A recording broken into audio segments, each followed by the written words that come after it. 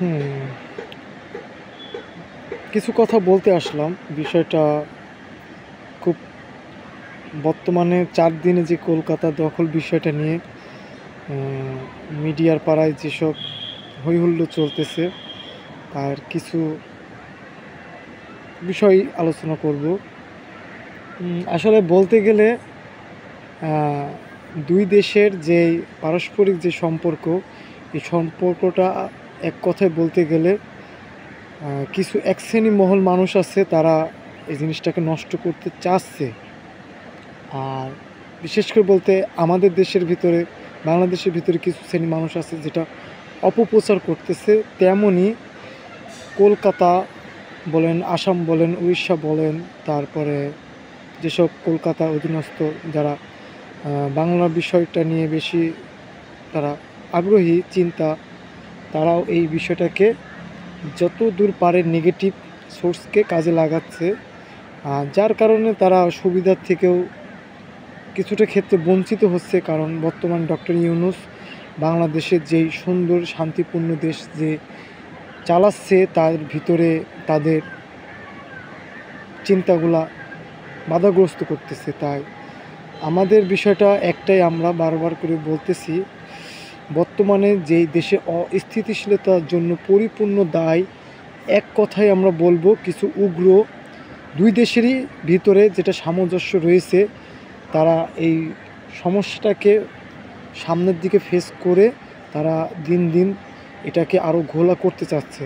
যেমন বাংলাদেশে কিছু আছে, তেমন কলকাতাও কিছু মানুষ আছে, তারা এই সমস্যাটাকে আরও দীর্ঘায়িত করতে চাচ্ছে, জানে তারা এই সমস্যার থেকেই তাদের সুবিধাগুলো ভোগ করতে পারে। কারণ যারা দেশ চালায় তাদের জ্ঞান পরিপূর্ণই আলাদা, আর যারা সাধারণ মানুষ তাদের জ্ঞানও পরিপূর্ণ আলাদা। তাই আমরা যে সাধারণ মানুষগুলো আছি, তারাই যত সব উল্টাপাল্টা এই আলোচনা করতেছি। কিন্তু অ্যাকচুয়ালি বলতে গেলে যেটা যারা দেশ চালায়, যারা দেশকে রক্ষা করে, যারা দেশকে নিয়ন্ত্রণে আনে, যারা দেশকে সব দিক দিয়ে প্রোটেক্ট করে, সেটা এপার বাংলা হোক ওপার বাংলা হোক, তারা পরস্পর কিন্তু ঠিকই কিন্তু তাদের কার্যক্রম তারা কাজ করে যাচ্ছে। কিন্তু এই বর্তমান যে পরিস্থিতি, ৪ দিনে যেই দখল করার বিষয়টা, এটা আসলেই যে বলছে সেও কথাটা হয়তো বলাটা উচিত হয়নি। কারণ এটা হয়তো তার সোর্স থেকে বলে নাই, এটা হয়তো ক্ষোভের আগে বলছে। কারণ এই ক্ষোভ রাগটা কোথার থেকে আসছে, অবশ্যই এটার পিছনে কিন্তু ব্যাকগ্রাউন্ড কিন্তু অবশ্যই আছে। তাহলে আমাদের সেই উপলব্ধির থেকে বেরিয়ে আসতে হবে।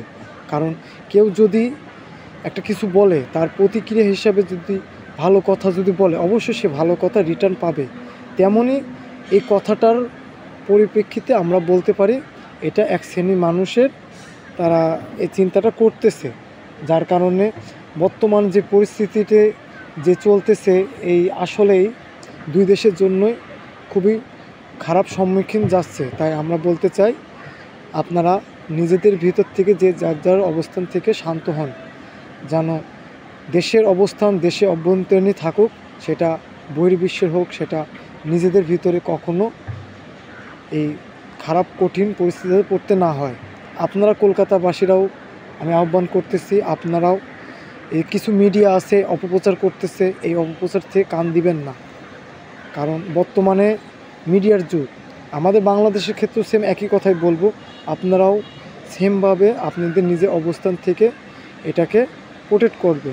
কারণ বর্তমান এমন পরিবেশ চলতেছে, আর যদি ইউটিউব বলেন, ফেসবুক বলেন, তারপর সোশ্যাল মিডিয়া প্ল্যাটফর্ম বলেন, এখান থেকে যদি মনিটাইজেশনের মাধ্যমে টাকা অপশন না থাকতো, টাকা তোলার অপশন যদি না থাকতো, তাহলে কিন্তু এই ভিডিওতে যে থাম্বনেলগুলো ইউজ করা হয়, যে আকর্ষণমূলক, এই আকর্ষণ ভিডিও থেকে কিন্তু মানুষ ভিডিওতে ক্লিক করে, ভিডিও দেখে, ওয়াচ টাইম বাড়ে।